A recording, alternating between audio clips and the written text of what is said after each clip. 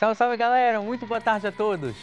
Sexta-feira, dia 14 de março de 2025, no Esporte Cultura de hoje, o Remo anunciou o novo treinador que chega com a missão de conduzir a equipe na sequência da temporada. A Tuna não resiste e é goleada pelo CSA e está fora da Copa do Brasil na segunda fase. E a APAD em ritmo de decisão na Superliga B de vôlei. A gente vai embalado nesse bom momento, né? Acreditando na nossa equipe e fortes para fazer um bom jogo. Isso e muito mais agora no Esporte Cultura.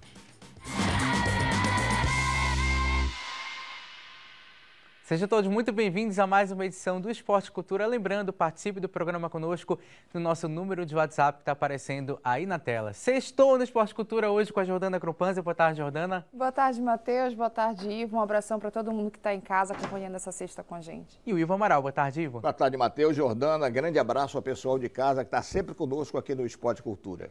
A gente começa o programa de hoje falando sobre o Remo, que confirmou a chegada do técnico Daniel Paulista para assumir a equipe na sequência da temporada, em substituição a Rodrigo Santana, demitido na última quarta-feira. Daniel tem 42 anos e nas últimas 3 temporadas esteve no comando do CRB. O treinador também passou ainda por Guarani, Sport Recife, Confiança e também Boa Esporte. O Daniel desembarca em Belém na noite de hoje e terá na comissão técnica o auxiliar Eudes Pedro, que em 2019 foi treinador do Remo em um curto período, e o preparador físico Rodolfo Mancha. Começando pelo Daniel Paulista, o Remo anunciou oficialmente o novo treinador para a sequência da temporada. Ele que tem alguns trabalhos consistentes no Confiança, no próprio CRB, teve uma passagem de altos e baixos pelo Esporte, mas que agora chega nesse Remo num contexto de reconstrução dentro da temporada e com um período razoavelmente longo para conhecer e comandar a equipe, pensando no início da Série B e também na sequência do Parazão, Jordana. Sim, exatamente isso. Ele vai ter um tempo para conseguir colocar o esquema tático dele dentro de campo, né, para saber o que ele tem em mãos. A gente vai ver um Remo bem diferente do que a gente estava vendo. O Daniel Paulista ele tem como característica usar o 4-2-3-1. É um técnico que usa tanto para a fase ofensiva quanto para a defensiva, mas acho que a gente pode ver também chegar um camisa 10 do Remo. No esquema tático do Daniel, ele sempre tem esse camisa 10, esse jogador de articulação. Hoje seria o Dodô para o clube do Remo, mas a gente não sabe como está a questão física. O Dodô já teve lesão na temporada, já ficou fora de alguns jogos, né? A gente não sabe se ele consegue assumir realmente essa responsabilidade. É um time também que vai se desenhar muito pelas pontas, os laterais são bem agudos, se desenham bastante com cruzamentos, os pontas pisam muito na área, tem aquele esquema de 3 atacantes. É um Remo bem diferente do que a gente viu com o Rodrigo Santana, sem dúvida. E a mudança de treinador do Remo foi o assunto de parte da coletiva que foi promovida pela diretoria, que deu explicações para motivos da troca no banco de reservas. Vamos conferir. O técnico Rodrigo Santana foi o 3º treinador na gestão de Antônio Carlos Teixeira como presidente do Remo. O treinador foi um dos responsáveis por garantir o acesso à Série B do Campeonato Brasileiro ao final de 2024. E os planos da diretoria azulina era contar com ele no comando do Leão nesta competição. Porém, o resultado negativo na Copa do Brasil fez com que a direção mudasse o planejamento. Infelizmente, o futebol apresenta essas coisas, essas últimas apresentações, esse resultado contra o Criciúma, que nos levou a ter um bom prejuízo financeiro, fez com que a gente reunisse a diretoria, fizesse uma análise de tudo, e para preservar os interesses do Clube do Remo, preservar a imagem do Rodrigo, para que ele saia do clube com a imagem de um treinador vitorioso, um treinador do acesso, nós resolvemos fazer essa mudança. Com a decisão pela saída de Rodrigo Santana, a diretoria azulina foi ao mercado em busca de um novo treinador. E Daniel Paulista foi o escolhido para comandar o Leão na sequência da temporada. Em 2024, o técnico comandou o CRB na Série B e a escolha dele foi por esse e por outros motivos. Nós começamos a conversar com alguns treinadores e chegamos ao denominador comum que o Daniel seria o melhor nome para comandar o Clube do Remo no restante da temporada. Acima de tudo, um profundo conhecedor de Série B, e a série que o Remo vai disputar, né? É um já fez bons trabalhos em alguns clubes, principalmente ali no Nordeste e no Sudeste, né? Em especial no CRB. Então tem um currículo bom, tem uma visão muito boa e conhecimento da Série B. Então é isso que a gente estava precisando, aliado à sua competência e à figura de disciplinador. Com a chegada de Daniel Paulista, um nome conhecido do torcedor azulino retorna ao clube do Remo. Técnico do clube por um curto período em 2019, Eudes Pedro retorna agora como auxiliar técnico de Daniel Paulista. Naquele ano, Eudes teve a primeira experiência da carreira como técnico, mas ele acabou deixando o cargo após 4 jogos disputados. Para o presidente azulino, a volta de Eudes Pedro pode ajudar Daniel Paulista a conhecer melhor o clube. Sem dúvida, o Eudes Pedro foi indicado na época para ser treinador do Clube do Remo, infelizmente não deu certo, mas era um dos auxiliares do Cuca, trabalhou com o treinador do Cuca durante muitos anos e hoje vinha trabalhando com o Daniel. E aí é um handicap positivo, porque ele já conhece o clube e ajudará nessa chegada do Daniel a ter informações mais precisas de todo o métier, todo o cotidiano do clube. A gente falou ontem, é o 4º treinador da era Tonhão no Remo, agora com o Daniel Paulista, que também traz de volta o Eudes Pedro. Para quem não lembra do Eudes, ele treinou o Remo em 2019, em 4 partidas apenas no final da temporada, com uma vitória, um empate e 2 derrotas. Agora ele faz parte da comissão técnica do Daniel Paulista, que assume o Remo agora nessa situação na temporada, Ivo. Em relação à saída do Rodrigo Santana e a escolha do Daniel, dá para compreender ambas as decisões da diretoria? Olha, a gente compreende porque sabe como é o futebol brasileiro. O Rodrigo Santana saiu da posição de quase ídolo, né? Ele se consagrou no clube do Remo quando salvou a equipe no ano passado, mas os últimos resultados do Remo foram muito ruins. A equipe só fazia piorar. Eu não sei se exemplo do Paysandu, eu comentei isso ano passado, a chegada de tantos jogadores acaba atrapalhando a comissão técnica do clube, que não tem uma escalação definida, não sabe quem vai colocar em campo. Daniel Paulista era médio volante, atuou durante 2 anos no Sport Clube Recife. Me chama a atenção porque teve poucos clubes no futebol brasileiro. Treinador, quando chega aqui, já treinou 20, 30 clubes, mas Daniel relativamente não tem uma carreira muito longa. Fez um bom trabalho no esporte, mas o desgaste é natural e no CRB ano passado acabou sendo demitido para ceder seu lugar ao Hélio dos Anjos. E a nossa equipe foi dar um giro na cidade para saber o que o torcedor azulino achou da saída do Rodrigo Santana e o que esperam do novo treinador do Remo. Bora conferir. Me conte o que o senhor achou da demissão do Rodrigo. Acho que estava na hora, né? Foi válida, né? É a vida que segue, madame. Não achei muito bom, não. A diretoria deu jogador para ele, né? Mas não tem evolução nenhuma do time. Acho que estava na hora dele ir embora. Perdeu 2 competições, aí a gente não vai ficar com o cara só perdendo, né? Tem que agir logo para tentar mesmo ganhar o Campeonato Paraense aí. Resultados não foram favoráveis. E a diretoria tem que fazer alguma coisa, mexer com o time e contratar outro. É normal no mundo do futebol. É um bom caráter, mas pro futebol não interessa bom caráter, interessa resultado. Que dia a gente vai ter que fazer reportagem com o Remo? Na minha opinião, dia 2 de novembro, que é o Dia Internacional do Choro. Ele conseguiu perder 3 vezes em um dia só. O técnico que vem agora, ele só vai ter Paraense e Série B. O que ele tem que fazer para melhorar? Tem que mexer nesse time? Tem que mexer um pouquinho no ataque, eu acho. Movimentar mais o ataque para dar bom. A zaga tá boa por enquanto, só o filé. Vai ter que ajustar as peças, o time tem. Só que tá embaralhado, ele vai ter que juntar. Pra cá, o homem não tava fazendo isso aí. Tiravam, botavam no... Vai juntar as peças que é para botar o time agora competitivo. Mas trazer um treinador de ponta, não adianta trazer qualquer treinador que vai ficar a mesma coisa. Na minha opinião, tem muito jogador que não tem preparo físico para aguentar 90 minutos ali. Seria isso, né? E depois ajeitar um esquema de jogo que dê certo com alguns jogadores. Parabéns para eles pelo título que eles têm, né? Rainha das rainhas, né? O torcedor do Paysandu aproveitando também para tirar uma casquinha do momento do Remo na temporada.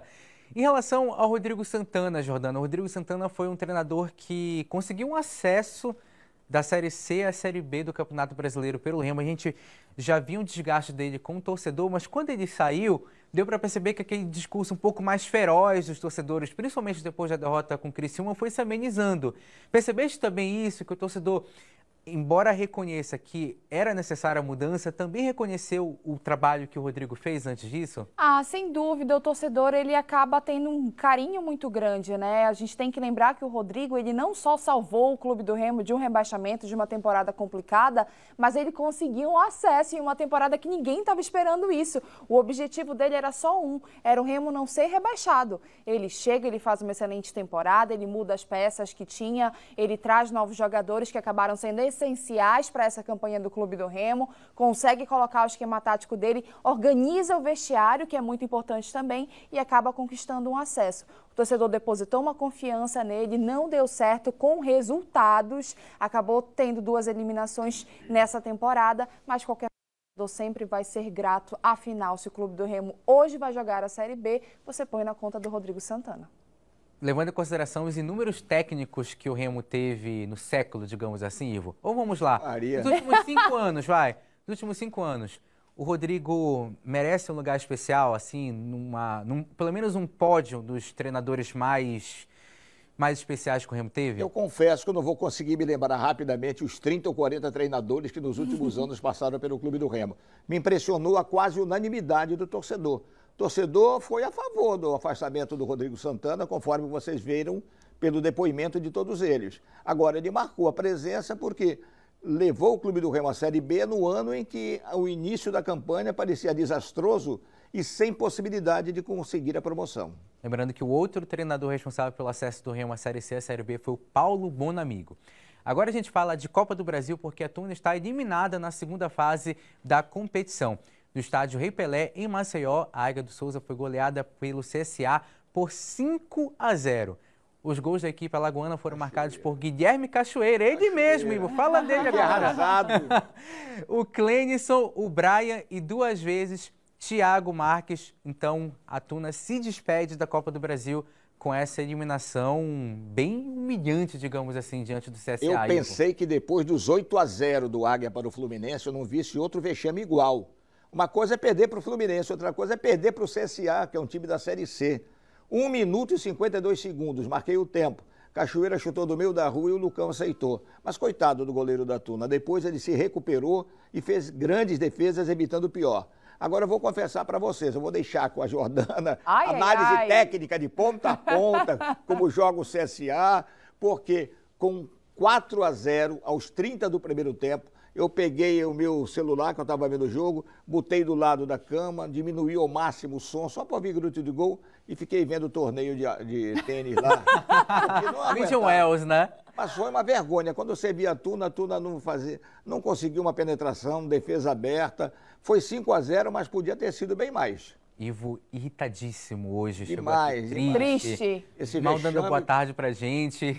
A Tuna que, assim, dá pra dizer que ela chegou no teto dela na Copa do Brasil. Passou da primeira fase, eliminando o Sampaio Correia, mas na segunda fase enfrentou um adversário de uma divisão superior, fora de casa, e acabou sendo eliminada dessa forma. Sim, com certeza. Eu acho que a Tuna hoje precisa de um elenco maior, mais sólido, mais consistente para poder jogar também o Campeonato Brasileiro. Conseguiu um valor muito bom na primeira fase da Copa do Brasil. Pegue esse valor, invista nesse time, nesse elenco, para você tentar um acesso, quem sabe. A Tuna merece isso, é um dos nossos grandes times do estado. No segundo tempo, Ivo, a Tuna ainda tentou, pressionou, voltou melhor para o jogo. Entrou o Paranhos, né? Entrou o Paranhos, o Cauê, tiveram 2 grandes chances para tentar incomodar a defesa, o goleiro do CSA. Não aconteceu, o CSA foi superior, dominou todo o primeiro tempo, conseguiu um placar mais elástico. Infelizmente, a Tuna se despediu, agora ela fica um pouquinho de pressão na costa do Paysandu, que agora é o único representante do estado do Pará na Copa do Brasil. Temos interação aqui no Esporte Cultura, o Cássio lá da Cremação diz o seguinte: que má fases do Clube do Pará. Não sei quem fez o papel mais feio, se Remo, Águia ou a Tuna. E vem aí o brasileiro A, B, C e D. Lembrando que Remo e Paysandu vão disputar a Série B do Campeonato Brasileiro, Águia e Tuna a Série D.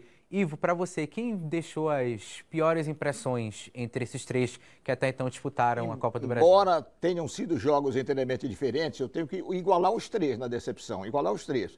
O Águia foi um vexame levar de 8-0 do Fluminense, não aceito de maneira alguma para uma equipe que já foi campeã paraense.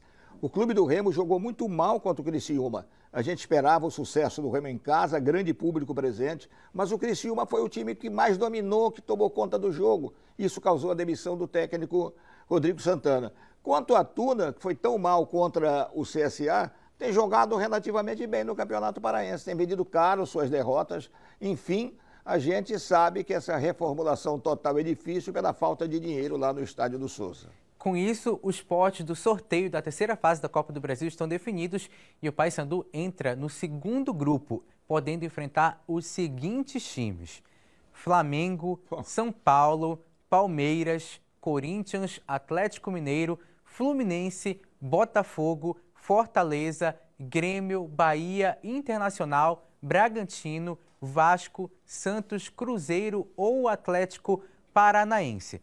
A data do sorteio ainda não foi definida pela CBF, mas os jogos de ida e volta estão programados para os dias 30 de abril e 21 de maio.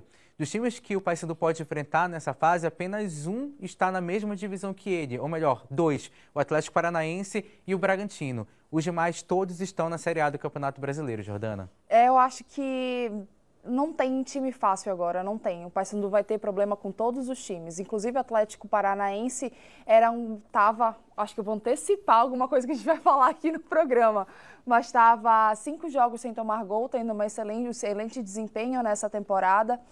E acho que, enfim, o Paysandu não vai ter time fácil agora na Copa do Brasil, vai ter que tentar equilibrar ao máximo a partida, vai entrar com essa pressão de ser o único time defendendo hoje o estado do Pará nessa competição. O valor financeiro é muito importante, mas assim, eu acredito que se você quer subir, se você quer se consolidar como um dos grandes times, quem sabe chegar à elite do futebol brasileiro, você vai ter que aprender a jogar de igual para igual com times da Série A. Então o Paysandu precisa assumir essa responsabilidade e se preparar para isso.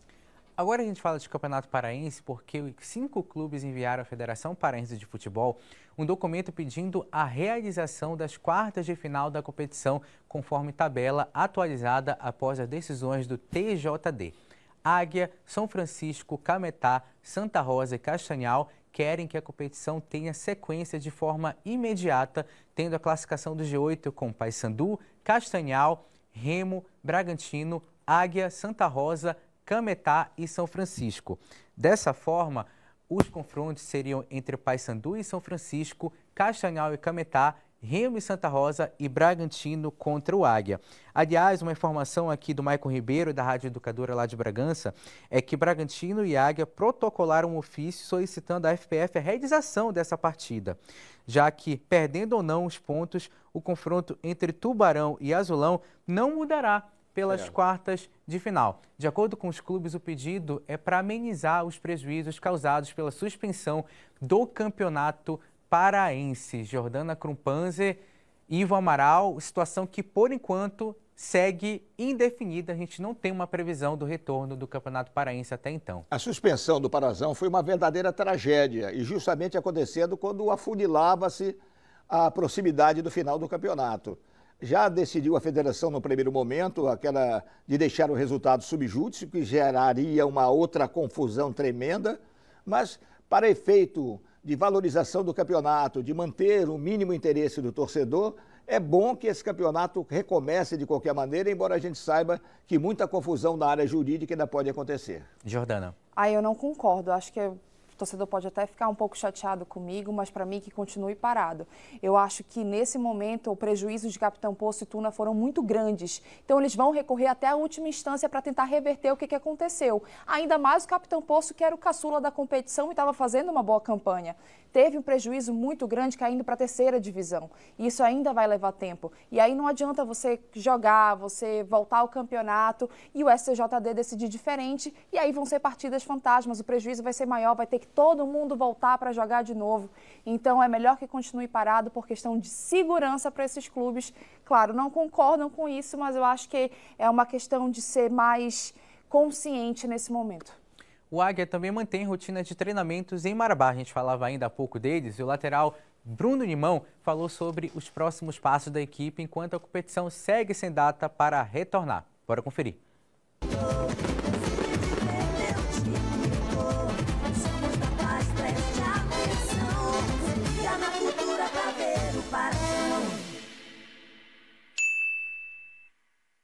Continuar treinando forte, continuar se dedicando ao máximo nos treinamentos, porque apesar da parada a gente não sabe quando poderá retornar, pode ser de imediato ou não, mas é continuar se preparando da melhor maneira possível. O Bruno Nimão, que disputou 10 partidas já na temporada com a camisa do Águia de Marabá, titular absoluto, outra vez Ivo vestindo a camisa do Águia lá pela lateral direita e com certeza um dos jogadores que vai ser muito importante para a sequência do Águia na temporada, não só durante o Parazão, que está paralisado, mas pensando também na Série D do Campeonato Brasileiro. Titular, merecidamente titular. Há muito tempo é um dos melhores laterais direitos que nós temos no futebol do Pará. Já foi eleito 1 ou 2 vezes. É um jogador que representa muito em campo pela liderança, pela efetividade, pela maneira como ele atua defendendo as cores do Águia. Agora no Águia houve acontecer um milagre, porque depois daqueles 8-0, eu tinha certeza que no dia seguinte demitiriam o técnico Silvio Criciúma. Ele continua lá, pelo menos até a segunda ordem, não é, Matheus? E não só isso, ele ainda perdeu no jogo seguinte para o Bragantino, mas permanece no cargo do Águia de Marabá, pelo menos até forte lá. o início da Série D. Final de primeiro tempo aqui no Esporte Cultura. Na volta a gente segue falando de Campeonato Paraense e muito mais. Não sai daí.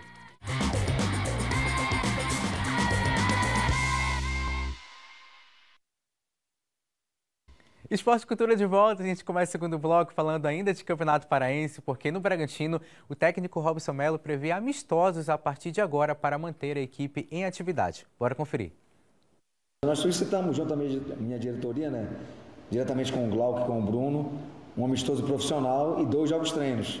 Tá difícil pela dificuldade de gramados, pela dificuldade do clima muito chuvoso na nossa região. A gente tem tido dificuldade até de treinamento, isso é verdade. Mas a gente está buscando as soluções, junto com a diretoria e junto com outros adversários, para que a gente possa dar ritmo para esse grupo que vinha numa sequência boa e consiga colocar novos conceitos em prática, algumas variações que a gente vem treinando e corrigindo algumas outras coisas que a gente precisou ser corrigido devido a uma primeira fase muito dura, muito difícil, onde a gente teve o lado positivo, mas também temos coisas a corrigir e a gente tem feito isso no dia a dia. O Bragantino, para quem não lembra, na tabela pré-paralisação, havia terminado em 3º lugar, junto com Remo e Paysandu. 17 pontos somados na primeira fase do campeonato. Acabou sendo um dos clubes punidos nessa perda de pontos que causou a paralisação do campeonato. De qualquer forma, fez na primeira fase uma excelente campanha. E para a segunda fase, Jordano, dos times do interior, é o favorito? Eu acho que sim, sem dúvidas. Para mim, inclusive em relação a Remo e Paysandu, o Bragantino teve uma campanha muito mais consistente nessa fase de grupos. E quando eu falo de consistente, é dentro das 4 linhas, com equilíbrio muito maior entre defesa e ataque, conseguindo ter um meio de campo também um pouco mais sólido. Isso em comparação com Remo e com Paysandu, que passaram por oscilações, mesmo com uns bons resultados. Agora sim, o Bragantino sente muito. É claro que a gente fala dessa paralisação, eu acabei de falar que eu defendo até esgotar os recursos das equipes, mas a gente sabe que os times sentem muito. Para os times que estão na parte de cima da tabela, como o Bragantino, que não tem outras competições, isso acaba mexendo muito com o ritmo de jogo dos atletas, com a questão psicológica, com mentalidade, com eles conseguirem manter esse entrosamento também dentro de campo. O prejuízo é muito grande porque eles estavam embalados em uma fase muito boa e de repente para. O Robson Melo está correto, tem que buscar amistoso, tem que deixar essa equipe com ritmo de jogo. É um trabalho muito grande, sem dúvida, agora para os times do interior, isso contou muito. Mas a gente espera que eles consigam manter essa campanha porque estava muito bonito. 5 vitórias, 2 empates e 1 derrota no Campeonato Paraense, Ivo. Essa primeira derrota na estreia para Tuna, por 2-1 lá no Souza. Essa é a campanha do Bragantino no Campeonato Paraense de 2024. Dos times que disputaram também a Parazão no ano passado, Ivo, foi o time que, em relação ao desempenho, a pontuação melhorou mais de um ano para o outro? Abaixo, ano passado ficou atrás do Caeté, pô? Exatamente. Então é uma campanha espetacular do Bragantino, sem dúvida alguma. Agora eu vou testar a sua enciclopédia, porque me perguntaram na rua, peça para o Matheus explicar direitinho por que esses clubes estão punidos. Aquela história, era amador, não pode jogar. Conta essa história. Exatamente. Por que os clubes estão sendo punidos? De acordo com o regulamento do Campeonato Paraense, os clubes poderiam colocar jogadores de até 20 anos de idade no time principal, mas sob o contrato profissional, não amador. Certo. Nesse caso, Capitão Poço, Tuna, Bragantino e também o Remo acabaram relacionando pelo menos um jogador que não estava nessa condição, então em função disso eles acabaram sendo punidos com as perdas de pontos. É um regulamento tanto quanto complicado. Horrível esse regulamento. Mas eu acho bom a gente frisar que o regulamento é feito pelos clubes, tá? Então todos estavam cientes. Todo mundo aprova, mas quando tem interesse contrariado reclama. Sempre Exatamente. Assim. E o Paysandu retornou para Belém após um empate na primeira partida da semifinal da Copa Verde. E o técnico Luizinho Lopes falou sobre como a suspensão do Campeonato Paraense vem afetando o planejamento da equipe. Bora conferir. A gente se programou muito para o primeiro semestre, primeiro semestre Copa Verde, Campeonato Estadual, para chegar na Série B limpa, né? E pelo jeito acho que vai atropelar. Mas enfim, uma coisa de cada vez. O próximo jogo que está marcado para a gente é o São Raimundo, daqui a pouco vai marcar o Campeonato Paraense. A gente precisa estar disponível, à disposição. Então, obviamente que é uma coisa que eu nunca vivenciei, nós nos preparamos para uma partida, não teve, e aí depois tivemos que nos prepararmos para outra, então fica difícil a gente equilibrar essa questão aí do micro, da distribuição de cargas, mas enfim, temos que estar aptos e prontos para quando marcar um jogo a gente estar dentro de campo. Paysandu que volta a campo já na próxima semana para jogar contra o mesmo São Raimundo pelo jogo de volta da semifinal da Copa Verde. Agora sim, Ivo, Jordana, o Paysandu estava tendo uma sequência muito grande de jogos desde o início da temporada, porque o Paysandu precisou começar a temporada um pouquinho mais cedo em função da Supercopa Grão-Pará. E agora vai ter um pouco mais de folga até o início da Série B do Campeonato Brasileiro. Então, nesse momento em que o Parazão não está sendo disputado, acreditas que atrapalha muito esse planejamento do Paysandu, Jordana? Vai atrapalhar lá na frente, né? Eu entendi o que ele quis falar. O que ele falou é que quando começar a Série B, provável pode ser que ele tenha a Copa do Brasil, pode ser que tenha finais de Copa Verde, né? E vai ter o Parazão. Então vai ser muito apertado, vai ser um calendário muito ingrato para o Paysandu, que enfim, está tendo problema de lesões durante a temporada, que perdeu alguns jogadores, inclusive nesse último jogo contra o São Raimundo por lesão, vai ter que ter um preparo físico muito grande para aguentar essa sequência de jogos. Nesse momento não conta tanto, porque tem uma folga maior para os seus jogadores, continua disputando outras competições, como a Copa Verde, consegue colocar um pouco mais de foco de objetivo nisso, lembrando que o Paysandu, como a gente sempre fala aqui, está defendendo um título, e não só o título do último ano, mas a questão de ser o maior vencedor da Copa Verde, e por mais que tenham muitos torcedores que não gostem, para mim é uma competição extremamente importante, porque dá vaga na Copa do Brasil, não à toa agora o Paysandu vai ser o único representante. Mas eu entendo ele, quando começar a Série B, sim, vai ser uma sequência bem ingrata. Ivo, como falei anteriormente, o Paysandu teve um início de temporada um pouco complicado nesse sentido, porque precisou iniciar mais cedo, embora tenha começado a pré-temporada mais tarde. Certo. Hoje, levando em consideração o que tu viste do Paysandu, o time já conseguiu alcançar um condicionamento ideal, pensando na sequência da temporada? Olha, para mim é visível o trabalho até agora do Luizinho Lopes correspondendo à expectativa. Não era um técnico renomado, mas sempre disse que para mim é um técnico numa prateleira acima do Márcio Fernandes. Então, ele deu um jeito no time do Paysandu, o Paysandu passou a jogar de maneira diferente, mais agressivo. Poderia ter ganho o jogo lá em Roraima, mas ele mesmo alega que os jogadores facilitaram no segundo tempo. Quero ver o jogador Jorge Benítez, uma alternativa no comando do ataque do Paysandu, chegou com muita expectativa e a gente espera que ele e todo o time do Paysandu mantenham esse ritmo para chegar em alto nível nas competições nacionais. E neste final de semana, a APAD vai começar a decidir uma vaga na semifinal da Superliga B de vôlei. Bora conferir na reportagem. As equipes paraenses chegaram em momentos decisivos nas competições em todas as modalidades. No vôlei, a APAD conquistou a classificação às quartas de final da Superliga B, após uma virada heróica contra o América de Natal. Está muito confiante de fazer um bom jogo, que é o principal. Eu acho que a cobrança em relação ao que se vai acontecer, não sabe, né? Eu acho que as quartas de final é uma outra situação. A gente não tem mais só um jogo, a gente tem 2 jogos, se precisar vai ter um Golden Set. espera fazer o nosso melhor. A fase dos playoffs chegou e a APAD está cada vez mais perto do tão sonhado acesso à primeira divisão do vôlei nacional. E para o líbero Dayan, o objetivo é fazer da equipe paraense a grande representante do Norte na Superliga. É muito importante ter uma equipe aí da região Norte representando não só o estado do Pará, né, que a gente diz que a APAD é o DNA do vôlei paraense, mas também a região Norte. Neste sábado, a APAD vai enfrentar o Montes Claros, de Minas Gerais, equipe considerada a favorita para o duelo. Mas a evolução na competição e a mentalidade trabalhada pelos atletas pode ser o diferencial para reverter o placar da primeira fase da competição. A nossa equipe ela veio evoluindo durante o campeonato. Tivemos momentos difíceis, mas eu acho que a reta final fez com que o grupo criasse muita força. O último jogo em casa, uma virada, né, depois de estar perdendo de 2-0, fez com que o time criasse uma casca. E a gente vai enfrentar uma equipe que é favorita. Desde o começo da competição a gente sabia que Montes Claros era um dos times favoritos ao título. Mas a gente vai embalado nesse bom momento, né? Acreditando na nossa equipe e fortes para fazer um bom jogo. A bola vai subir, defesa e ataque serão cruciais. E a APAD cada vez mais próxima de sonhar com um tal de acesso. Boa sorte desde já a APAD, que tem feito uma campanha excepcional na Superliga B e é o Pará sendo muito bem representado em uma outra modalidade esportiva aqui no nosso país.